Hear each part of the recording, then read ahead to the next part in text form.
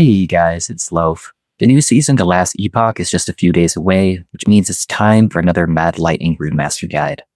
Most of you that have watched my channel before know that this build is the cornerstone of my community, and it's looking stronger than ever for Season 3. This will be my starter build that I'll be using to try and get the first hardcore level 100 with as well, so you can follow along as I'm leveling the first couple of days. This time around, I will be doing a collab with another content creator for the guide.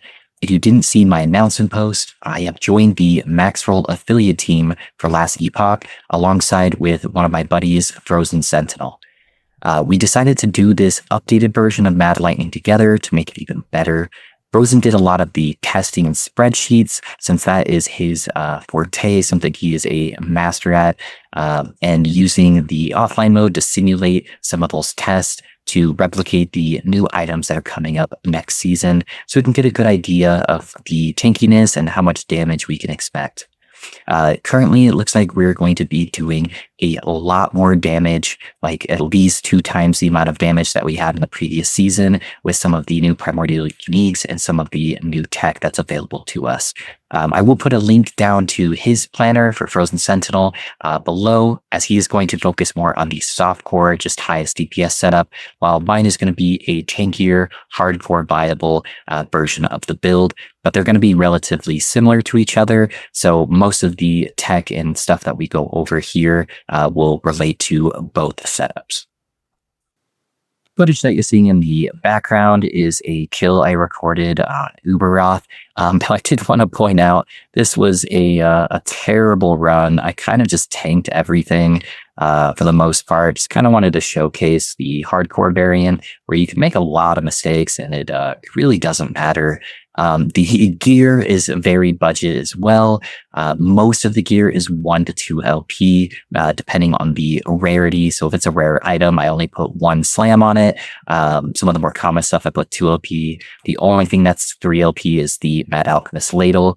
As in my previous guide, I show you guys how you can farm that super quick. You can get like 20 to 33 LP wands in a day with some farming. So really easy to obtain. I didn't want to go overboard on the kill, so there is still lots of room to make this even faster. And this is on the tankier version, not the high DPS setup as well. So really clean kill. On top of that, I had also forgot to add the enchantments on the idle slots. So I'm actually missing about like a little over 40 flat damage on the character, and it still did very good on Uberoth. So this build will be uber viable. It will be hardcore viable. It should be very easy to get going. You don't need a lot of gear to kind of get it started. And you can kind of just self-farm everything else as you go. So it should be a very smooth process the whole way through.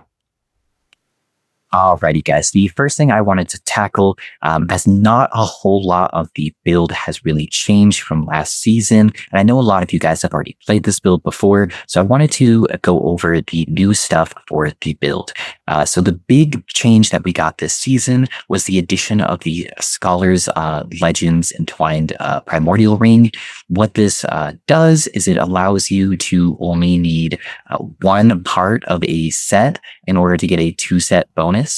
And this will allow us to utilize the Latria's set, which normally gives you +1 spell lightning damage per 2 intelligence. We couldn't use this on the build before because it used to require using a helmet and a staff. And because the offhand is what makes this entire build function, it just was a no-go for us. But it would have been a great addition since we stack a crap ton of intelligence for this character. It's very much an intelligence stacking build.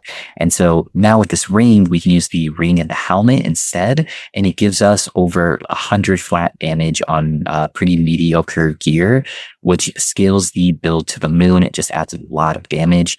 On top of that, we can pair it with some new tech, which is using the lightning novas that can proc from the lightning blast tree.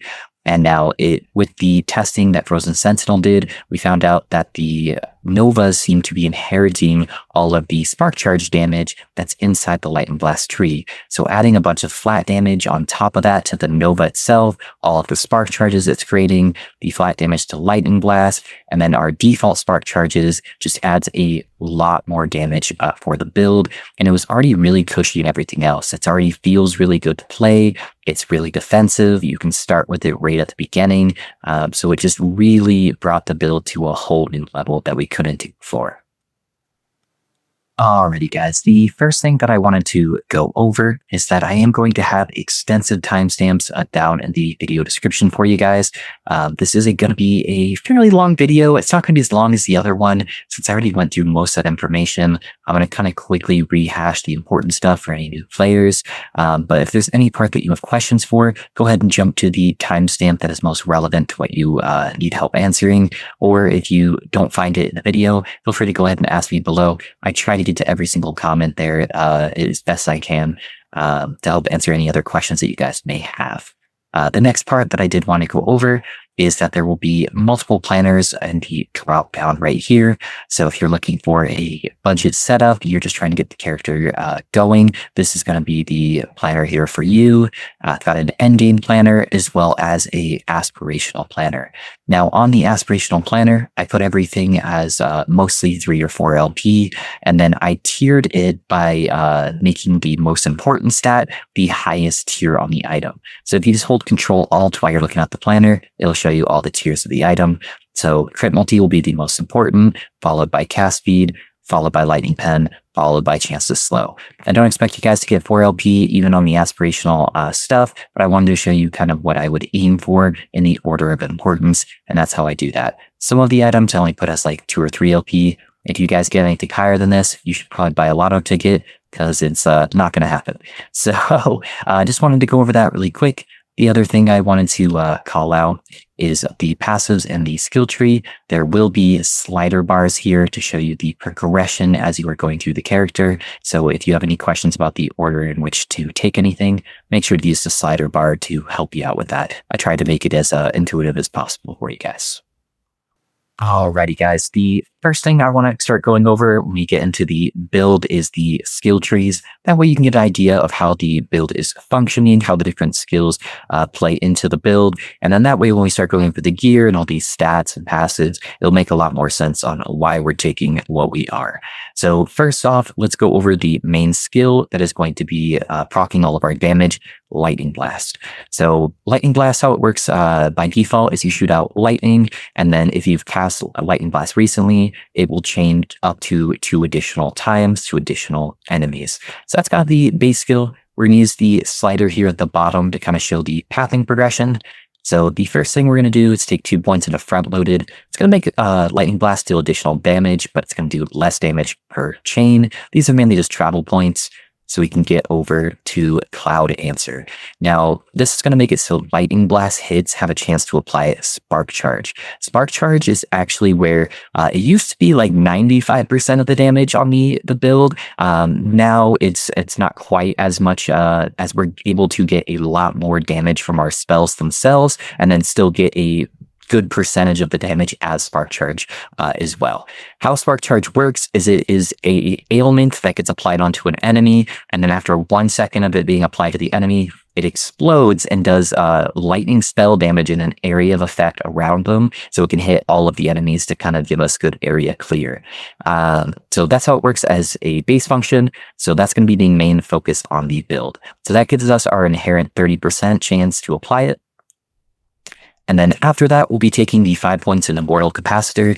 This allows Spark Charge to do 200% more damage. I go through this on all my videos, but if you are new to the game, there is a huge difference between percentile damage and more damage. So percentile damage happens at the very start of the math equation for damage, where more damage happens at the very end. So you want to get as much more damage as you can, where percentile is going to have a less weighting as far as damage goes. So just to keep in mind as we go through future trees and gear. After Immortal Capacitor, if you're playing hardcore, I would grab the 1 point Storm Razor. It is going to give you base crit for Lightning Blast and a little bit of more damage. This is more of a travel point. We do a little bit of damage with Lightning Blast, but it's not the main focus. We mainly go over here to get lightning attunement. So when you cast Lightning Blast, you have a chance to be granted a buff called Lightning Aegis. This is going to give you 50% increased damage and 25% less damage taken. Mage doesn't get a lot of less damage taken, so getting this is massive. So really, really strong. If you're playing softcore, I would grab these next set of nodes first and then grab this right after. So I'd grab the 4 points into Overcharge. What this does is it gives you a 32% chance that when you cast Lightning Blast, it's going to cast Lightning Blast 2 times, and it'll give you 40% crit multi as well. And then with the 1 node into Hypercharge, whenever you are double casting, it gives you a 30% chance to quadruple cast instead. So we're trying to get as many casts out per second, so that way we can apply more Spark Charges with Cloud Answer. After that, we're going to grab 2 points into Arcane Power. This is going to make it so if you've cast Lightning Blast recently, instead of only being able to get 2 additional chains, you can actually go up to 4. Next, we'll grab the 1 extra point into Storm Razor so we can get access to Chain Lightning. This is going to give Lightning Blast an additional 2 chains at the cost of adding +6 mana. And then finally, we're going to grab Convergence. So what this will do is it's going to make it so all of the chains can now hit the same target, but it's going to cut your chains in half. It's really important to know this also rounds up the amount of chains. So if you end up on an odd number, it will go +1 extra hit chains. Now, you're going to want to not take these nodes here until you get access to one of our other skills, Runebolt, because this is going to increase your mana cost by a lot. That's why I set this up kind of to be towards the end. Without a bunch of the endgame gear on the budget gear, this is where the tree would normally end. So these would be the very last points that you would take on that setup. If you are in the endgame gear though, what you're going to do is you are going to take 2 points over here into Crackling Speed for additional cast speed. Cast speed's really good on this build, but these are travel points. And then we'll be taking the 2 additional travel points into Blinding Light. Blinding Chance isn't bad. It makes it less likely for you to be crit, but by the time you're in endgame gear, you should have crit protection, so it doesn't really matter. But the main thing and the new tech that we have in this build is using Halo Effect. So Lightning Blast has a chance to create a Spark Nova, which is another lightning spell around the first enemy hit that kind of does AoE lightning damage. Now, this does a couple of things for us. So it scales pretty well with added damage, and with the new ring that we're adding in here, we're getting like 100+ extra flat damage with the build than we had last season. So this is adding a lot more damage from the spell itself. And then on top of that, with Frozen Sentinels testing, we learned that this is actually applying a couple different things. So one, it can proc Spark Charges. I don't know if it's intentional or not for the proc, because typically we don't allow procs to procs. But this is procking the Spark Charges. Now, again, it's a little bit wonky because it seems like it's not benefiting from Cloud Answer, but there is an item that we wear that gives all of our spells a chance to apply Spark Charge, and it is inheriting that. However, it seems very clear that it is inheriting Mortal Capacitor. So the Spark Charges that it does apply are doing 200% more damage.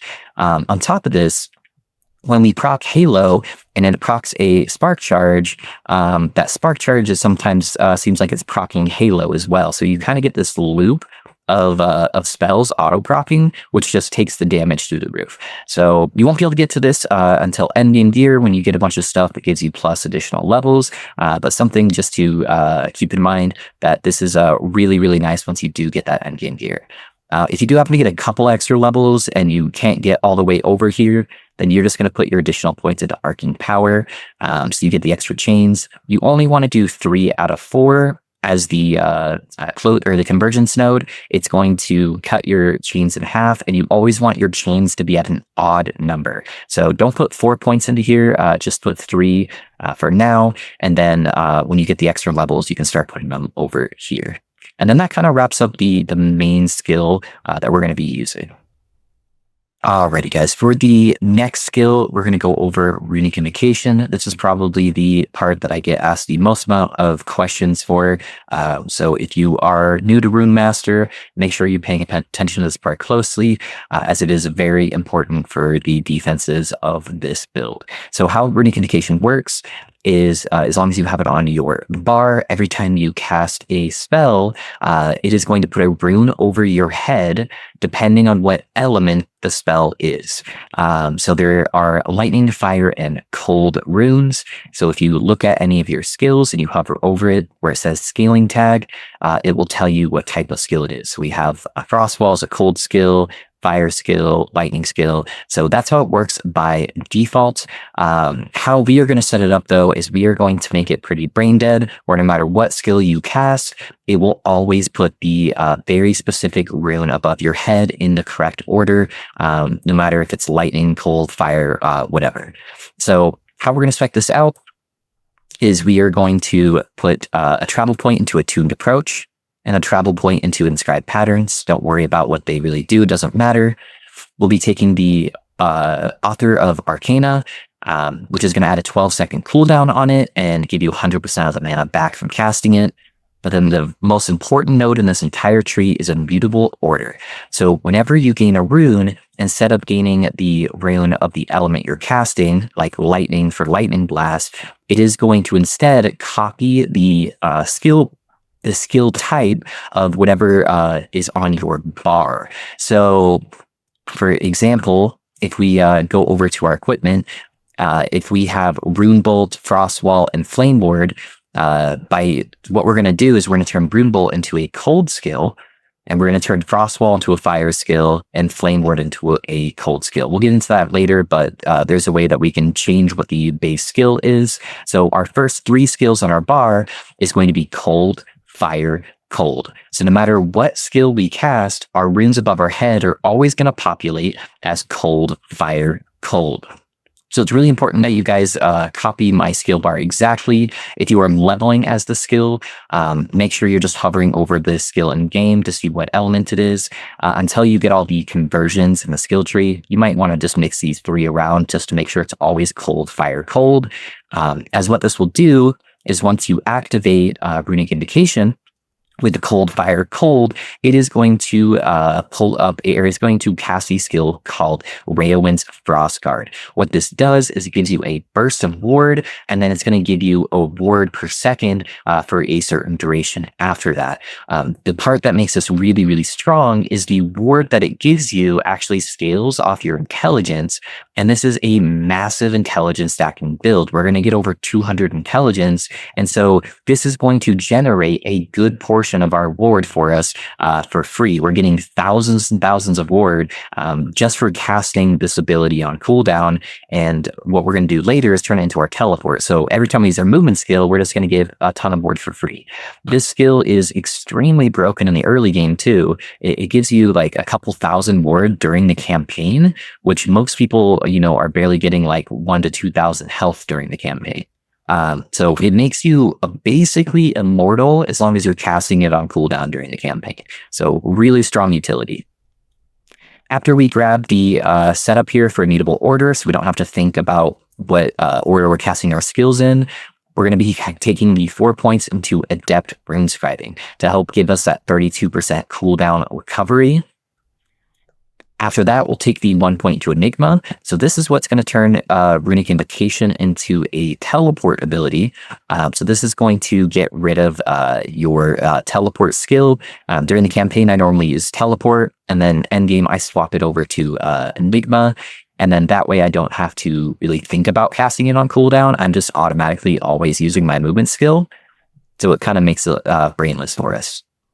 Next, we'll be taking the 4 points into Transcriber at Power. So after you've cast Runic Invocation, you're going to get a buff. This buff is going to give you 8 flat spell damage and 8% cast speed, which is really nice. And then next, all these rest of these points here, we're going to take into Runic Energy. copied scrolls, and arcane battery. Basically, what this does is it makes it so you have a chance to duplicate the cast of your Runic Invocation, which will duplicate the cast of Raywind's Frostguard. Now, it doesn't stack the ward per second that it's giving you, but it does give you multiple instances of the burst of ward that it gives you up front. So there's nothing really else in this tree that gives you any kind of benefit, as the rest of these nodes are all designed for damage Runic Invocations, and ours is a defensive one. So this will just help give us a lot more ward for free. So we'll basically just be filling out all of these nodes, and those are the last nodes that are really important. We'll have a couple extra skill points here, so we'll just throw them into Attuned Approach. It'll just give us a tiny bit of extra ward and mana refunded. So there's really nothing else to put it on. I didn't call this out in the last tree, but if you notice, all of the trees are going to -1 point. That is because some of the new items aren't implementing the stats correctly on the planner yet, as we weren't able to get access to patch notes until everybody else did. So the new ring is actually going to give us +1 skill level. So if you're wondering why all the skills have that -1 point, I'm just making up for the fact that it's not showing that +1 on the planner. And then that kind of wraps up a Runic Invocation. But if you guys have any questions about it, as I'm sure some people will, go ahead and ask me about it in the comments, and I'll do my best to try to make it as clear as possible. Alrighty guys, for the third skill, we have Flame Ward. If you've never used Flame Ward before, when you activate it, you get 400 ward up front, and then for the next 3 seconds, you take 30% less hit damage. The first thing that we're going to want to spec into this is we're going to take the 3 points in a dilation. It's going to make it last 36% longer. We don't really care about the mana efficiency, as it doesn't really cost hardly anything, but that's going to give us that less hit damage taken for a longer duration. Next, we're going to take a travel point to Fire Aura. It doesn't really matter, but the big thing is we need to go into Frostguard. This is going to convert Flame Ward from a fire skill into a cold skill. This is going to be important for activating our Runic Invocation to get the Raywind's Frostguard buff. One of our skills we really have to convert to get a buff that will go on later on. And so in order to still give us a cold fire cold skill, this skill needs to be turned into a cold skill. After that, we'll be taking 1 travel point into Stalwart Defense. It'll give us an extra 40 ward when we activate it, which isn't terrible. Then we'll be taking the 5 points into Barrier. So we're going to get an additional 40% less hit damage while it is active. Then we'll be taking the 3 points into Prismatic Buffer. This is going to make us take 30% less elemental damage as well, which is fantastic. That'll help out with elemental dots and hit damage. After that, we'll be taking an additional point to Stalwart Defense, so it gives us 80 ward when we activate it, so we can get over here to this top side of the tree.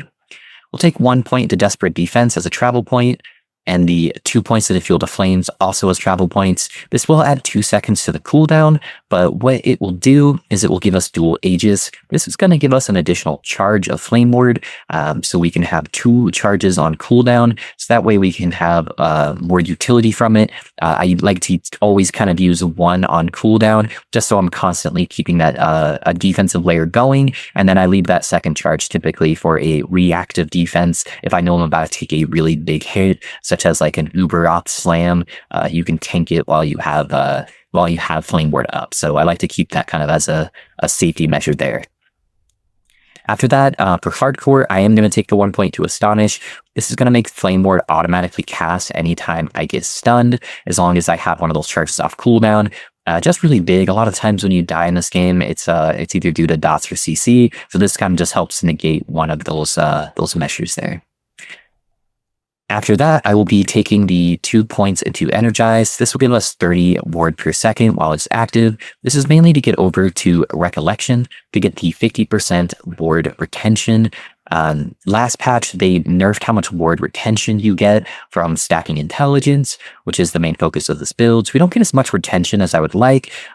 If you guys don't know how ward works, whenever you gain ward from any source, ward naturally wants to decay So you're going to get less and less ward. So you want to build up ward retention to kind of help to slow down that decay as much as possible. So this will just help keep that strong amount of ward that we're generating from various skills, items, and passives to keep it up at like a high value there, which most of the time you see I was at like 8 to 10k ward.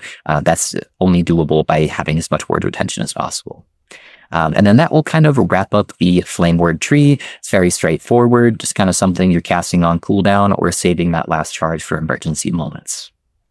For the fourth skill, we are going to be taking Runebolt. Now, what Runebolt does is it fires out a projectile that rotates between fire, lightning, and cold. And this is basically going to be our utility skill that helps solve all of our mana issues, as well as gives us a couple of different buffs that will give us a damage multi. So that way we're not just wasting time whenever we need to get mana back. With the new setup, we're going a lot less cast speed than we did in the previous iteration. And so we don't run out of mana as often, but this does help us keep our mana up on big bosses. Like Uberoth, we're not killing in 10 seconds, you know? So sometimes you will run out of mana. This is great during those damage immune phases to kind of just top our mana back up, give us a little bit of damage buff, for that way when he's able to be attacked again, we can get those big burst windows. So how we're going to spec out this skill, we'll start off with grabbing the 4 points into Arcane Restoration. This makes it so whenever you directly cast Runebolt and hit at least one enemy, you're gaining 12 mana back for every enemy that is hit. Next up, we'll be grabbing a couple travel points. So we'll grab the 1 travel point to Arcanist and Cryomatic Bolt. And then what we're going to be doing is these 2 nodes here, Ice Shard and Frostspikes, are going to convert both the lightning and the fire bolts into cold. So now instead of rotating between each element, the only element that is going to cast is going to be a cold bolt. This is really important for the next couple of nodes we're going to get.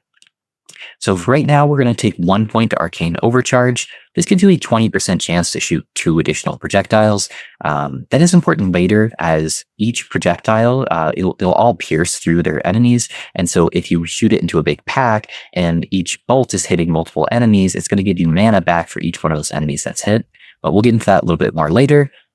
Next, we're going to take the 3 points into Attuned Recovery. So directly casting Runebolt and hitting at least one enemy is going to give you a different benefit depending on what type of bolt is hitting an enemy. Since we converted all 3 bolts into cold damage, we're going to get an additional 6 mana back with each enemy hit by a cold bolt. So now we're going to be getting 18 mana between these 2 nodes for every enemy hit, which is really, really big, especially since we still have a decent amount of cast speed with the build.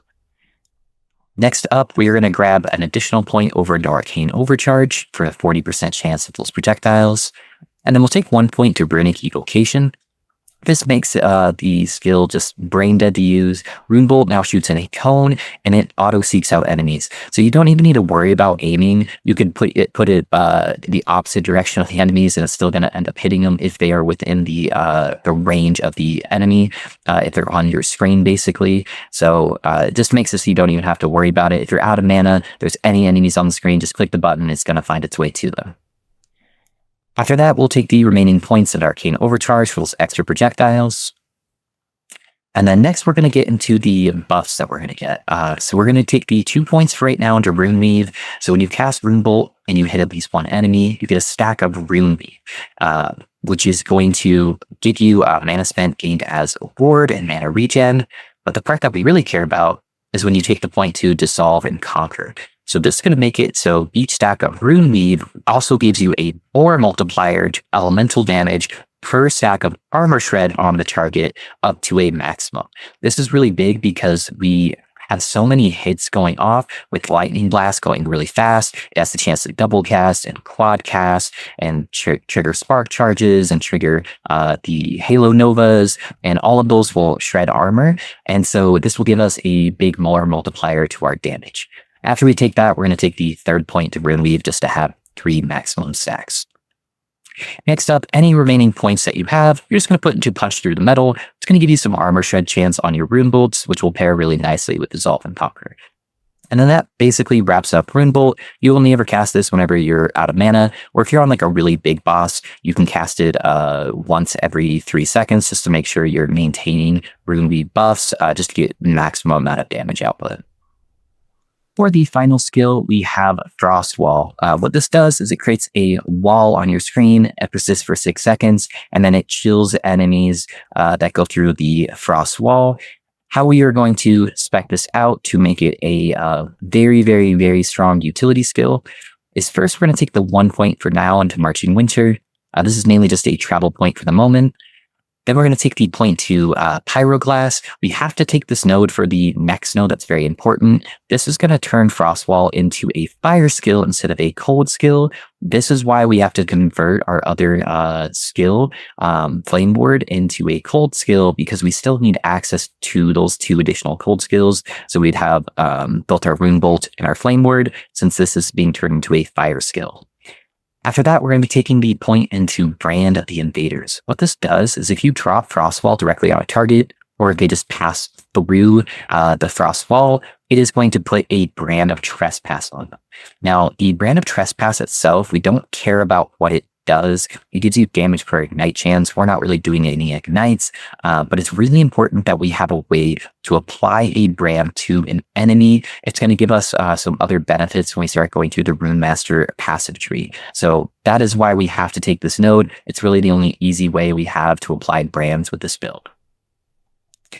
After that, if you're playing hardcore, we're going to take the 1 passive or travel point in Crystals of Protection. It'll give you a little bit of extra ward of mana gain, but you want to try to get access to Purifying Gate as soon as possible, especially if you're playing hardcore.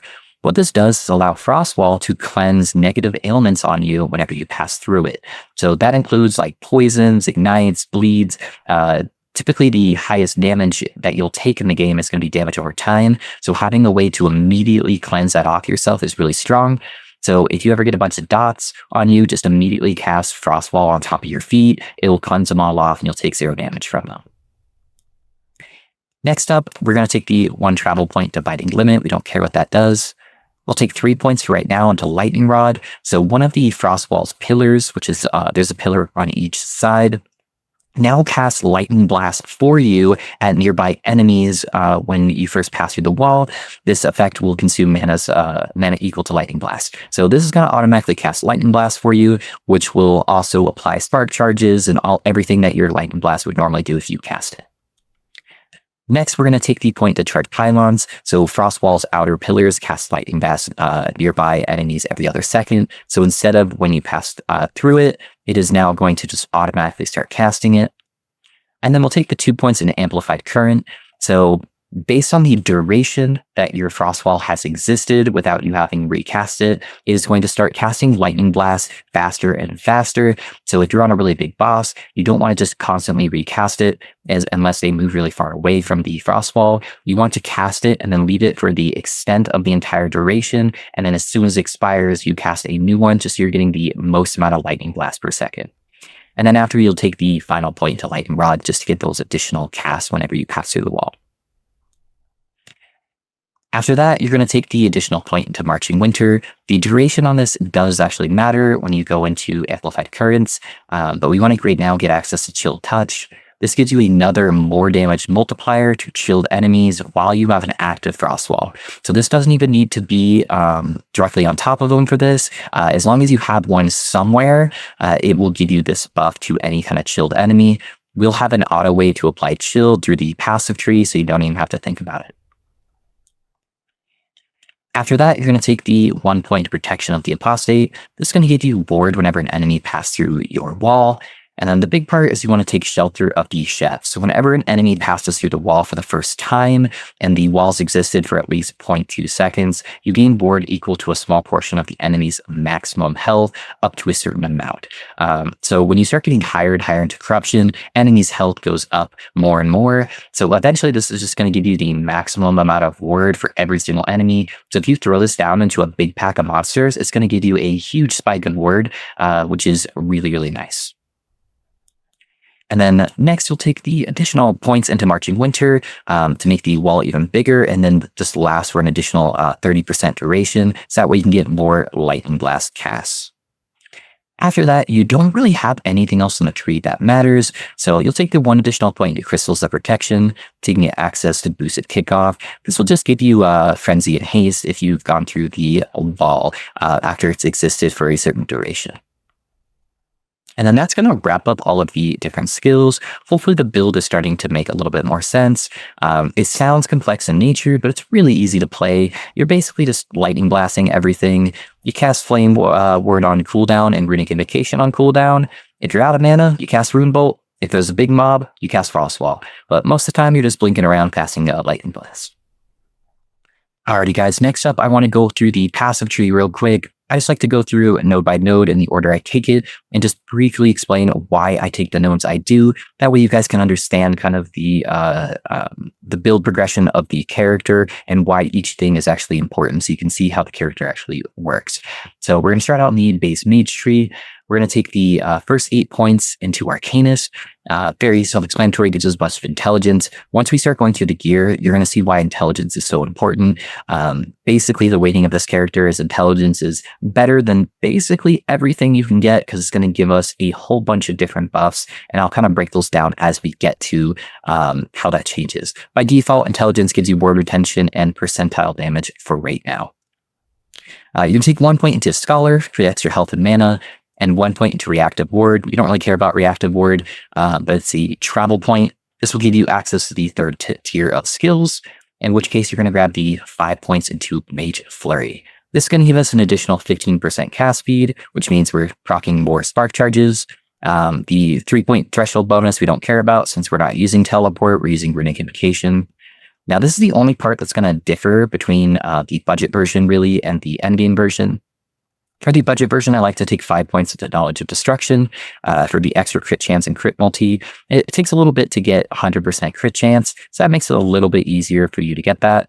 However, once you are at least 90% plus crit, you're going to swap over to using the 5 points into Warden. This is going to give you an additional 50% ward retention. That'll give you the 20 minimum points that you need in the mage tree.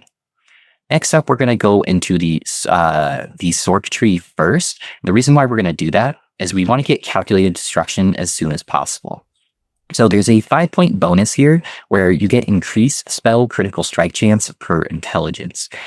So like I was saying, we're getting over 200 intelligence on this build. And so we're getting a crazy amount of crit chance for this. So this helps cap out the crit really quickly. After you get those 5 points, you're going to put 5 points into Arcane Momentum. So whenever you've cast a spell recently, you're going to get a stack of Arcane Momentum. Each stack is going to give you 5% cast speed, and this is going to stack up to 5 times. Whenever you gain a stack, it's going to refresh all your existing stacks. You're going to get all 5 stacks almost immediately when you start casting. Next, we'll grab these 6 points into Essence of Celerity. So it's going to give you an additional buff for your Arcane Momentum stacks. So now it is also going to give you 12% spell damage. It's going to increase the duration of your stacks by 60%. And for the 6-point bonus threshold, you're also going to get 10% movement speed when you're at max stacks. So just a really, really nice node all around. Next, you're going to grab additional 2 points into Calculated Destruction for the additional intelligence. We're going to grab the 1 point to Whirling Snow. This is how we're going to get our chill chance in the build to get the more multiplier that we get from Frostwall. You only need 1 point. We're attacking so fast that the chill chance, even though it's only 7%, is going to proc really quickly on all the monsters.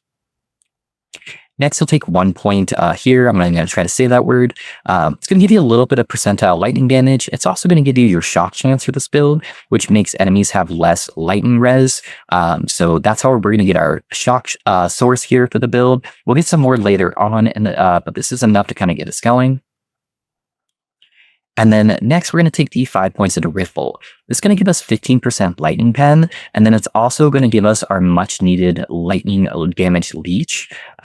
We are going to be sacrificing some of our health with one of our items that we're going to go over later on, but you still want to stay as close to max health as possible to get the maximum benefit from that. So this is how we will maintain our life pool. After that, we're going to start going into the Runemaster tree.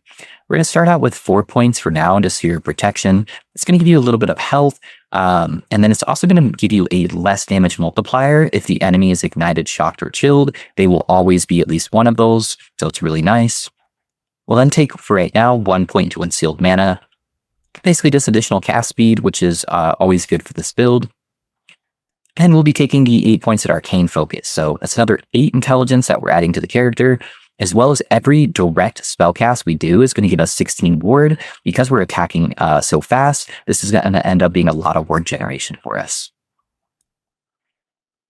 Next, to go with the theme, we're getting an additional 6 intelligence while we have a catalyst equipped, which will be all the time, as well as this will give us some of our crit protection. So we're going to take 36% less damage from crits. After that, we're going to take these 6 points into Scribe Instruments. We're going to be using a wand for this character.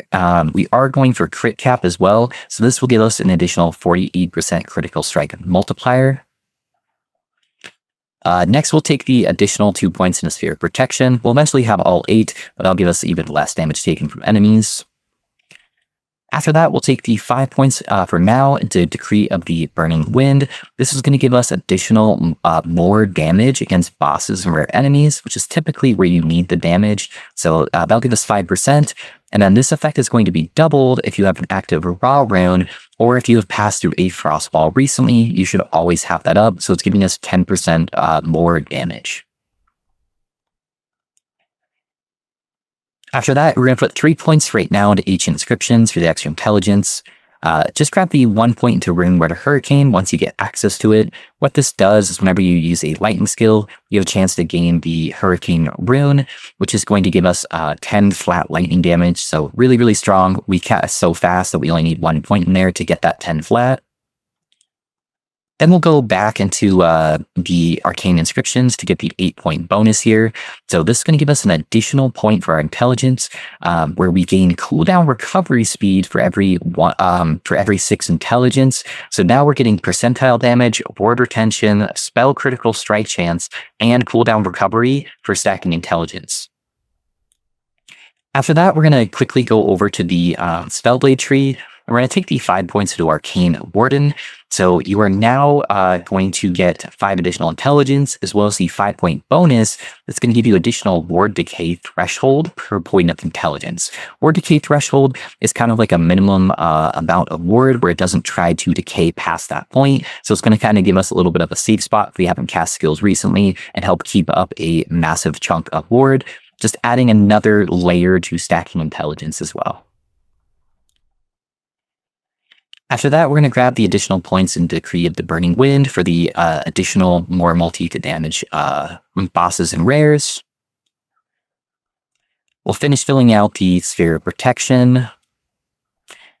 And then we'll grab the 7 points into Celestial Doom. This is going to give us 7 flat spell damage, and then you're going to deal more spell damage, so another more multiplier to branded bosses and rare enemies. That's where that brand from Frostball is going to come into play. So whenever you throw a Frostball directly onto an enemy, it's going to brand them, and then they're going to take that additional damage. So you're going to take 7% additional damage, and then you're going to gain ward versus branded bosses. And then the rest of these points are just going to be filling out a couple of those intelligence nodes, just trying to get as much intelligence as possible. So that's just what that's going to be. And then the remaining points I'm going to be putting over into the cast speed right here. I like to go cast speed for the hardcore variant because it's going to give us a lot more ward generation for it, which is going to be really nice. The alternate method that you can go is you could go into the Spellblade tree and you could grab 1 point into Infused Weapon and 1 point to Elemental Affinity. And then you could pick up the 5 points into Frozen Steel, mainly for the 4-point bonus, where it's going to give you an additional 6% more damage. So that'll be higher DPS. This will just give us a little bit more ward generation going into cast speed. The other thing I want to call out is Jagged Veil is currently bugged right now. So the 4-point bonus gives you a more multi to your critical strike multiplier. So it's not just 20% crit multi, it's 20% more critical strike multiplier. But we learned last season this node is bugged. I didn't see anything about it in the patch notes saying that it's going to be fixed. So I will try to do some testing when the patch is live. So hopefully after the first couple days when I'm finished racing to try to get rank 100 on hardcore, then I can test this really quick, see if it's working. If it is, we absolutely want to go this node. The ward gain on crit is also really, really nice for sustain. So you could also put points in here regardless, just because of the ward gain on crit. I think the cast speed's just a little bit stronger for right now. But we'll keep an eye on this node, as this would put our damage way higher if this was actually working properly. And then that's going to wrap up all of the passive skill points. Hopefully the choices are starting to make sense. You're starting to get a better identity of the character and why we're taking what we're taking. Okay, guys, next up, I just want to quickly go over the gear for everything. I did just want to remind you guys that I do have additional planners here built in. So I have kind of the budget setup, kind of getting the character going on its feet there. The kind of just general endgame gear where probably most people end up, and then the aspirational planner if you really want to like super min max and see what the best slams are for the character. Just a reminder, I tier the slams. I don't expect people to get 4 LP, but whatever the highest tier is of the red stat. So if you hold Control Alt, it will show you those tiers. That's the highest priority on it. There are some slight changes in the stats when you go to the aspirational planner as you hit different stat thresholds. I'll kind of quickly go through that after I show you why we're taking each piece of gear. So the first thing I want to go over, one of the most important items for the character, is the Fragment of the Enigma offhand. So what this does is it gives you an additional 12% chance to apply a Spark Charge on any hit that you do. Spark Charge is most of the damage for this character. Additionally, we get +2 flat lightning damage for Spark Charge per intelligence. So again, just going into that intelligence stacking, now we're getting percentile damage, ward retention, cooldown recovery speed, ward decay threshold, spell critical strike chance, and flat damage for stacking intelligence. So just so strong. The only other mod that we really care about that has a value roll on it is the increased Spark Charge area. The more area you have, the better your clear is going to be, since our lightning blast is chaining to the same target, not every target. So this will help it clear out a lot, just getting that massive explosion radius. So try to get at least over 200% if you can. We're not doing any melee attacks, so we don't care about the more multi for that. And then we get +1 lightning skills as well. We also don't use teleport, so that part doesn't matter. Next up, to add an additional layer for intelligence stacking, we have the Mad Alchemist Ladle. So what this does is it gives you 6% more spell damage per negative ailment on the target, up to 8 different ailments. You're going to get most of those ailments on the wand itself. So that's going to include like the slow chance, the frailty, the armor shred, the electrified, the poison. You're going to be applying shock to them as well. So you're going to get the 6 that you need on there. The only stat that actually matters on the wand itself is the armor shred. So if you have 2 wands that are almost identical with the legendary potential on them, you're going to want to use the one that has the higher amount of armor shred on there. What this is also going to do is it's going to give us increased cast speed per 2 intelligence. We're going to get 1% cast speed for every 2 intelligence, just to add another layer of stacking all that intelligence and giving us that much needed cast speed. So these are really, really easy to get 3 LP. I'm not actually going to go over how to farm all the items in this video. I'm going to link my old video in the video description because I already go over all of that. And most of the items are exactly the same on that we'd use, except for the new item in which we don't know how to farm it yet. We just know it's going to have to do with the new seasonal mechanic. So go check out that video and click on the timestamp on how to farm each of these items. But it's a very, very easy to get a 3 LP wand with some tech that we discovered in the last season that I don't think got fixed. Next up, we have the new ring. So to quickly go over that, basically what this does is it counts as every part of a set. And then each set that you have fully completed is going to give you 5 all attributes, which is going to count intelligence. It's going to give us a 5% res, and it's going to give us +1 to all skills and increase cast speed. So the stats on the item are really, really good. And on top of that, it gives us access to a set that we really wanted to use, but we couldn't use for the longest time because of the items that we had to wear to use it. So that is going to be the Latria set. So normally this is a helmet and a staff, and we couldn't use it because we have to use Enigma in this build, otherwise the whole build falls apart. But now we can use the ring and the helmet, and what this does is adds another layer of stacking intelligence. So we get +1 spell lightning damage per 2 intelligence. So we're over 200 intelligence, that's another 100+ flat lightning damage, and that applies to everything, not just spark charges like Enigma. So that applies to the lightning blast damage, the lightning nova that's being procced from the lightning blast, the spark charges. Everything gets the flat damage on there, which just takes the build to a whole new level of damage. You won't have this right away. You can just use the base set early on if you would like. So this is what the helmet looks like. It only gives you a little bit of intelligence and a little bit of lightning pen and the +1 lightning skills. So you can use that early on. However, late game, you're going to want to craft the set item by shattering the set with one of the woven echoes. And then you will want to try to get it as a sealed mod on the item, so you can still get the other 4 important mods on there. You're going to prioritize levels to Lightning Blast this time around, so we can try to get the Lightning Novas on Lightning Blast, and then you're going to prioritize Intelligence. So this is the only item where you're not going to do the highest priority as Intelligence, just because those Lightning Novas are so important for applying more spark charges. Next up, we have Nihilus. Nihilus only drops off of Aberoth and Uber Aberoth, so it's going to be a little while to get this. The main reason you're going for this item is just levels to skills are so important for this character, so that +2 all skills is really big. The main focus here, besides that, is just trying to get at least positive stats. There's a lot of rolls that roll on Nihilus, so you can get negative mana regen, negative more armor, negative all res. So try to at least get everything positive. With the it really helps if you get the +15 to all res, or at least as high as possible, because res can be a little bit hard when you're playing a build that's using a whole bunch of legendary items. Also, the implicit is really strong. That gives you 12% mana and 12% health. Next up, I want to go over the belt, the Orion's Descent. This is a super easy belt to farm. The reason why that we are choosing to go with this belt is for the 20 intelligence. This did get nerfed a little bit, so we lost 5 intelligence here, but it doesn't matter. With the new tech that we got, we still gained so much damage. You're going to prioritize trying to get health on the belt as much as possible. So the hybrid health, percentile health. If you don't have those kind of stats, you can kind of focus on getting flat health. You can get cleanse or lightning damage on this belt as well, but we already have the cleanse from Frostwall, so it's not really needed. The next really important item is the Grasp of the Blood Mage. This is very important for the build because it gives you 4% base crit. So by default, skills have 5% base crit, and then if you get 100% increased critical strike chance, that'd give you 10% total crit. So most characters that play spell builds get base crit from the offhand.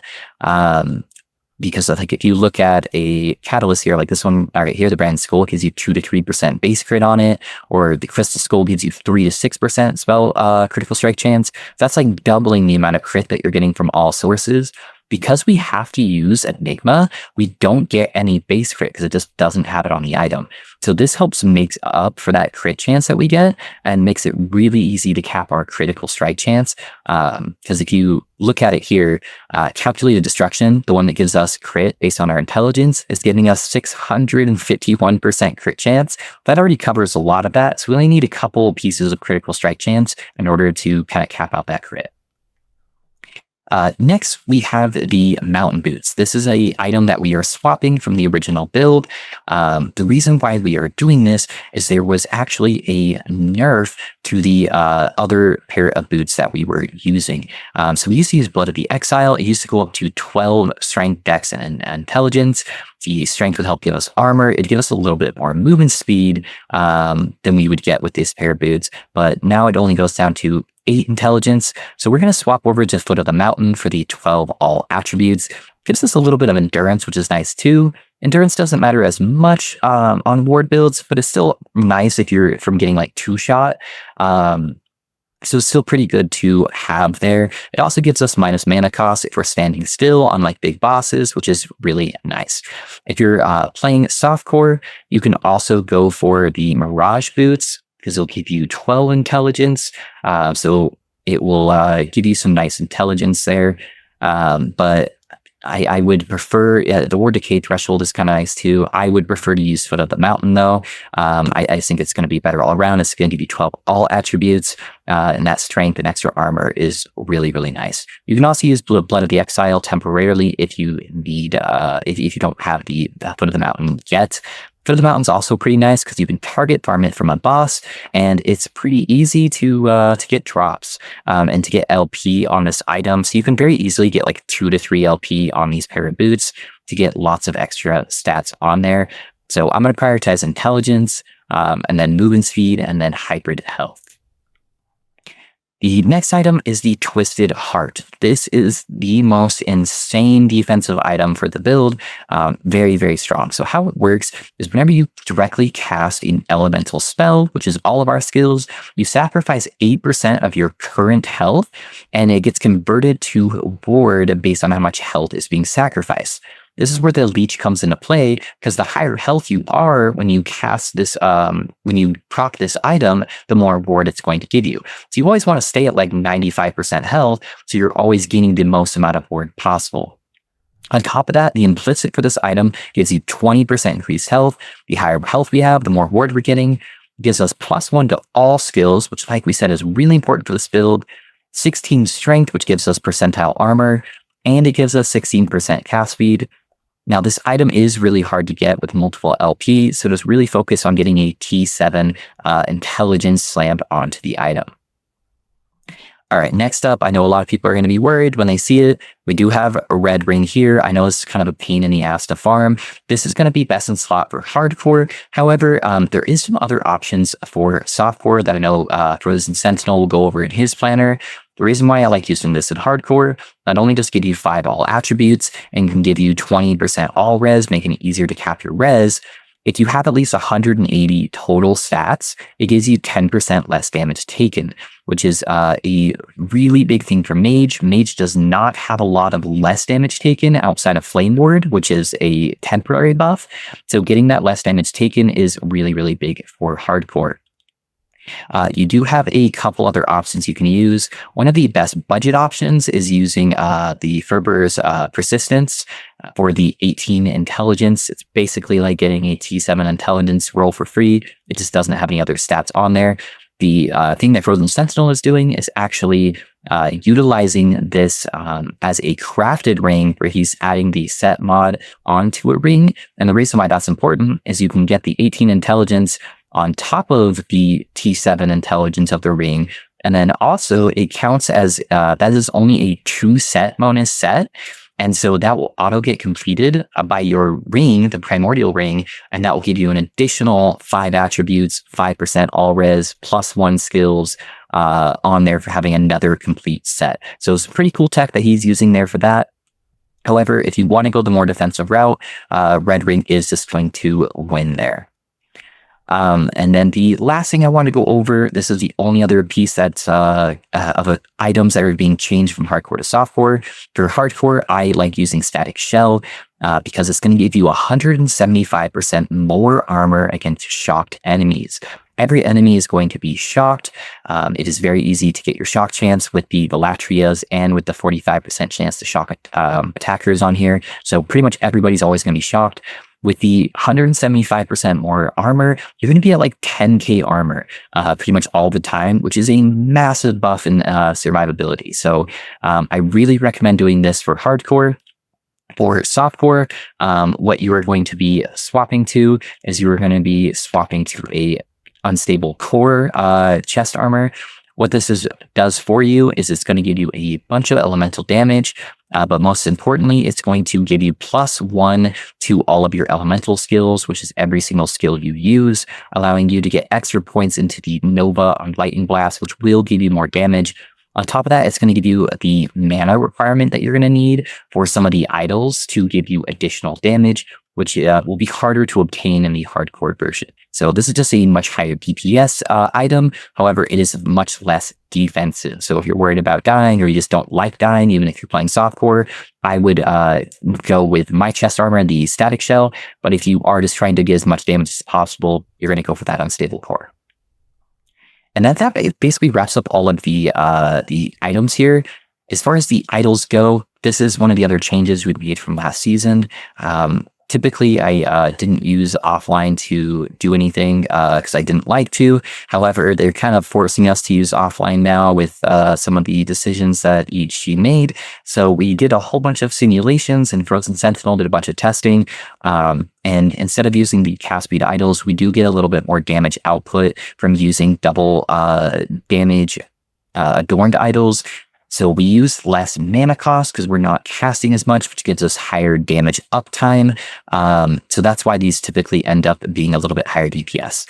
So it gives us 67% increased lightning damage while you have lightning aegis. You're always going to have lightning aegis. And then you get an additional 38% increased lightning damage. That 38% is doubled if you have over 300 mana. Now, you're not going to have over 300 mana without the unstable core chest armor, so I'm only at 239, unless you get really good gear, like if you look at the aspirational gear, I'm at 358. You can slam a mana stat on like your Nihilus, and that will help kind of bring you over, or and then you can also use like the increased spell crit on your chest armor, so you can drop critical strike chance on your other items. That's the only big change for the aspirational gear, is getting that mana slam, getting the crit chance here, and then that allows you to get more cast speed on other items to kind of get to that higher DPS spot there. But that's only going to really happen with like super endgame gear, whereas like here I just go for spell critical strike chance instead of cast speed. So that's what we're going to use for the 4 idols here. As far as the enchants that you're looking for, the flat damage scales really, really well with this new setup and using the Lightning Nova. The other option would be the increased critical strike chance and crit multi. You can also even go for the ward decay threshold and ward per second. Those are all very viable options. I did forget to add the flat damage when I did the Uberoth kill on all the idols. So I was missing like over 40 flat damage. So pretty respectable kill for missing a massive chunk of damage. For the idols, you have a couple options here. So I use these to cover my empty resistances. Keep in mind, it looks like I'm not res capped, but it's not counting the 5% res from the ring. So I'm pretty close to res cap on everything. So use these little spots to cover your res. If you are playing hardcore, I would recommend using the small Weaver idols that give you flat armor and percentile armor. If you're playing softcore and you don't need the res, what you're going to want to go for is lightning pen and then lightning damage here to get a little bit more DPS. And then the last thing to kind of go over is the blessings. So I only highlight the blessings here that actually benefit the character's performance. The rest of these are all just drop rate blessings, and I can kind of briefly go over which ones are important. I just don't like to put all of these on here because sometimes new players will think that it's super important to go out of their way to farm it. They'll end up just wasting a bunch of time and not progressing their character, just trying to farm these buffs that are going to have very little impact most of the time for them. So the first one is going to come from the Black Sun. We're going to go for the 40% crit multi. Next, for Reign of Dragons, we're going to go for 20% all res. This will help cover all our res for gear. I did forget to mention, if you're struggling to get res cap, that is kind of the highest priority. So while you're using these unique pieces of gear, until you get some of these slams that will help you get res or higher stats, just like drop 1 or 2 of these 2x2s and just add res idols in place of them until you can get to that point. The other thing we're going to grab is Ending Storm. We're going to grab Lightning Shred. You can only stack up to 10 stacks of Lightning Shred, but that will give us a lot of extra damage. So this is by far going to be the best one. If you don't have that yet, you can also grab the Mana Blessing to help you get that 300 mana, or you can grab the increased lightning damage. So whatever you get first, I would take that, and then just go back and farm the Lightning Shred after you've kind of gone through all of your Harbies and started farming most of your other gear. The last 2 blessings, we're going to take the 2 armor nodes. So we're going to take the percentile armor and the flat armor. So that's going to scale really well with the static shell and just giving you that massive layer of defense. And then that's going to kind of wrap up most of the gear options here. The last thing that we're going to have in there is I do have a very base Weaver tree. There's going to be some changes to the Weaver tree coming up, and so I didn't want to fully fill everything out. But this is kind of the skeleton Weaver tree that I use on every single character. I will have a slider to kind of show you what to take. And then the rest of the nodes are going to be customized based on what item you're currently farming. I go through this a lot more in depth on the previous video, so just check that out. I'll have it in the description below on kind of what to do to farm each item with using the Weaver tree. But I'm mainly just focusing on getting all of the imprint slots. We'll have to see how those are functioning in the new season, and then getting the experience node and the double reward chance to get more experience tomes, just to level up my character faster. So that's typically what I go for. Hopefully all the gear choices make sense and why I took what I did. If you have any questions or you think maybe there's a better option, there was, you know, a lot of new items added to the game. Let me know what you guys think, and we'll have a discussion in the comments. Okay, guys, next thing I want to go over is leveling up the character. Now, you can level up as that character since you get access to Lightning Blast at level 1. And, you know, you'll still have a pretty good time going through that. The build really doesn't pop off until you get the Enigma offhand. So it will be a little bit slower than like a dedicated leveling character because I am racing for rank 1 hardcore to get to level 100. I am going to be using a altered kind of leveling setup for the early game. This may change a little bit here over this week as I'm doing a bunch of practice runs, but I will kind of keep it updated. I'm going to link this as a separate planner if you guys did want to have a little bit of a smoother start in the early leveling. So I will kind of go through that. I'm going to be playing solo character found, so I'm not going to have access to any gear to make that leveling progress easier. So this is kind of how I like to level mage. I know most people level with just like pure glacier. I go a very, very different route, and I enjoy it way more. It's way more consistent, at least for me. So I mainly level with Fireball. I'm not going to spend too much time on this, but I just want to briefly explain how to play the character for how I do the leveling. So Fireball really starts popping off once you get a couple points into it. Mainly access to spreading flames. If you've never played with a fire starter torch before, this is basically like a pseudo fire starter torch that you get for free. So spreading flames is an ailment that you can apply on enemies, and ailments are really strong early on in the game. Now, spreading flames only has 1 stack, but it has a really high base damage. And then on top of that, whenever you apply spreading flames to a target, it auto spreads to all the targets nearby. And so you get up to 100% chance to apply spreading flames for Fireball for free. And then on top of that, you have these nodes here in Wildfire that are ludicrous for leveling. Penetration is really, really strong, and you can get 40% fire pen for spreading flames per point. And there's 5 points here. So you get 200% fire pen super, super early on in the game. And what this turns into, instead of casting a whole bunch of glaciers and like trying to use your entire mana pool all at once and just having all the enemies fire you or follow you, you just cast 1 fireball into every pack. It applies spreading flame to the entire pack instantly with 200% fire pen and a 40% damage multi, and you just one-shot the pack. And fireball costs 0 mana. So you have a 0 mana cost spell that is just one-shotting packs, and it feels really, really smooth.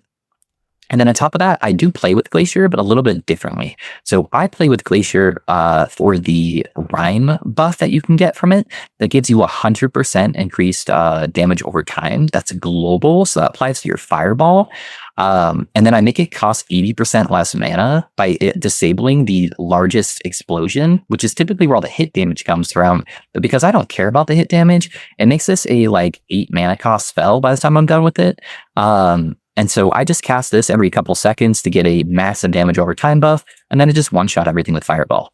So that's how I like to level. And then I left the last 2 skills open here because you can just start pre-leveling your Lightning Blast and like your Runic Invocation and like the other skills that you want to use. So I like to use this for the early levels. I kind of show what stats I try to go for. And then if you look at the drop down here, there's a separate planner that just shows like some unique items I would look out for that can be really, really strong for leveling. If you happen to drop a fire starter torch while you're leveling, it's basically GG for the entire campaign. It's going to give you a massive more multiplier to your spreading flames that you're already inflicting, and it's just going to make bosses get absolutely melted. You can look for Calamity for extra ignite damage. Prism Wraps are really good for that 30% less elemental damage taken. Isadora's is a super low level belt, and it gives you 265 armor plus the percentile armor, so it makes you super tanky. You're going to get Avarice for free, which is going to give you all of your leech, as your ignites and spraying flames are elemental damage, so you can leech your damage over time as health. Same thing with Tome of Elements, it'll give you additional leech, and it'll give you some ignite chance. I really like to use a Tolmas. I get it pretty often. I know we're not a minion build, but it gives you a free minion, and one of those minions can taunt for you. On top of it, giving you 16 all res. I don't know how hard it's going to be to get Evolution's End, but this should be really strong for early game, as it's going to summon a Rift Beast on bosses for you to help you kill stuff. Plus, it gives you 2 levels to all skills, so I think this is going to be used during most builds while leveling, so if it's easy to obtain, I'd really try to get this. The other thing you can get is if you drop an Invoker Ring, that will give you an additional damage over time. It'll give you +1 to Flame Ward, and it's going to give you 75% Ignite chance, which is really strong. The other 2 things that are kind of RNG is if you drop a Font Ring or a Advent of the Erase, these are Reaper Will items, so they're going to start slamming random stats onto this piece of gear while you're killing monsters. It's actually pretty easy to get a T7 mod super early into the game, which is crazy strong. So look out for stuff like elemental damage over time, intelligence, any type of resistance, any flat health, and anything like fire damage or anything like that could be really strong to help carry you.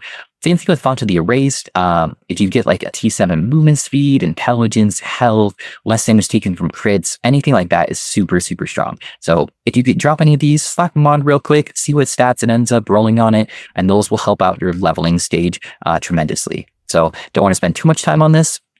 If you want an easy leveling filter, you can also just click the loot filter button here.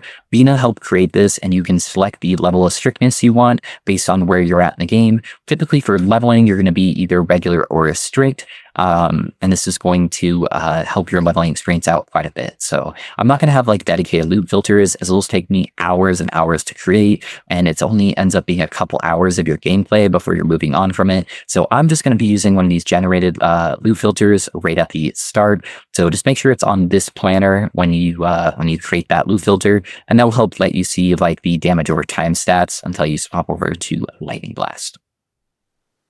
Alrighty guys, I'm going to try to make this video a little bit shorter. We're already over an hour long, so if there's any additional information that you need, most of it's going to be on the previous video I made last season, as there really weren't that many changes for this build. So I'll make sure to have that linked in the description below. I'll show you a lot of the skill rotations, how to upload filters if you've never done that before, and all of that good stuff. I will update the filter in a couple days into the season with all of the new stuff, like the extra beams and the loot filter sounds and stuff like that. It'll just take me a little bit to do that since I will be racing at the start of the season.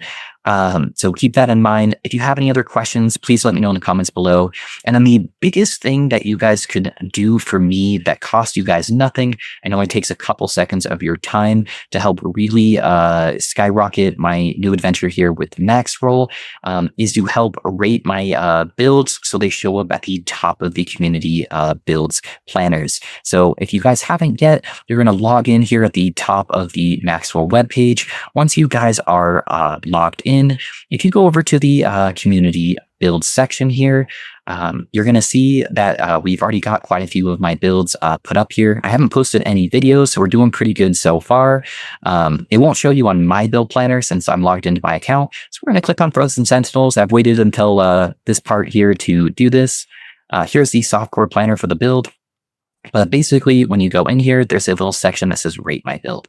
If you just click on the 5 stars, that will go ahead and help put my builds towards the top of the build list here. So you can see we already have 3 of the top 5 builds, which is really kick-ass. So if you guys are able to help me just by doing that, so rating my builds and just leaving my build planners open helps support me directly without costing you guys anything. So I'd really appreciate if you guys are able to do that for me and kind of help me out, showcase me to the rest of the LE community. It would mean a lot. Other than that, guys, if you haven't already subscribed to the YouTube channel, I'd highly recommend that so you can see more up-to-date build guides from me. And then if you haven't as well, come check me out at Twitch. I do stream 6 days a week. I'm going to be doing a 24-hour stream right at the start of the launch, maybe a little bit longer, depending on how well we're doing on the hardcore race. That's at twitch.tv/pinchinglow. So make sure to come by, ask me questions live on stream. I try to talk to answer every single question that comes up in stream, and then we'll go from there, guys. I'll see you guys in the next video. Thanks for watching till the end.